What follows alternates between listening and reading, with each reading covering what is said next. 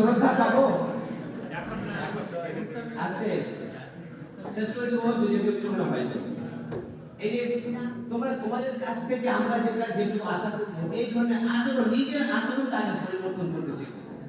এই যে এখন উপরে এই স্টেট এখন ফ্যাশনিস্ট প্যান্ট গেছে এটাকে বাদ দিতে হবে। তাহলে পায়ে একটা পায়ে কালো সুতা বাঁধা এটা তো বাদ দিতে হবে। আমি বাস্তব উদাহরণ দিয়েছি।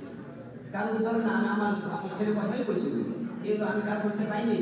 আমি আমার ছেলের কাছে কালো সুতা দেওয়া হাতে কালো সুতা বাঁধা কি করে কি দরকার নাই। আচ্ছা তোমাদের ইন্টারনেট চুজ করবা তোমাদেরকে যদি একটা না দিয়ে চলবে না চলবে তাহলে অবশ্যই করো তো প্যারেন্ট করবা বাড়ি গেলা শুধু মাকে ফোন করে বলে আমি মায়ের বলেছিল আসি মোবাইল হচ্ছে এমার্জেন্সি তাহলে তো যদি টাকা পিছিয়ে মোবাইল নিয়ে তো হয়ে যায় না মোবাইল নেওয়ার জন্য ঝামেলা আমি নিয়ে দিতে হলে পড়বো না কি লাভ করতে হবে নিজের বাবা মাকে শ্রদ্ধা করেছে না সিচুয়েশন কি করে দেবা আজকে তোমার বাবা মার সঙ্গে তোমার জন্মদিন এত বড় করে লালন করে এত কষ্ট করে মা এত করলো ওর মাকে তুমি মানে কি বলে জিজারি করে কথা বলছো জোরে কথা বলছো তোমার বাবা মাকে তুমি ছাড়ো না তো আমাদেরকে কি শুনে দেওয়া তোমরা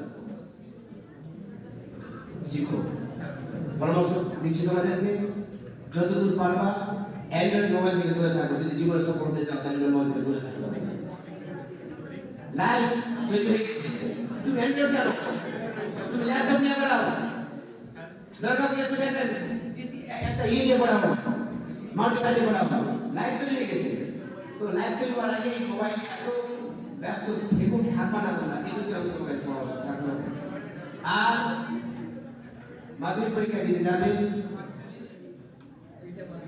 পরিস্থিতি ঠিক থাকলে আমি আগে বললাম শান্তশিষ্টভাবে পরীক্ষা দেবে কোশ্চেনটা ভালো করে পড়ে নেবে অ্যাডমিট কার্ডের সঙ্গে নাম রোল নাম্বার ঠিকঠাক লিখে নেবে আর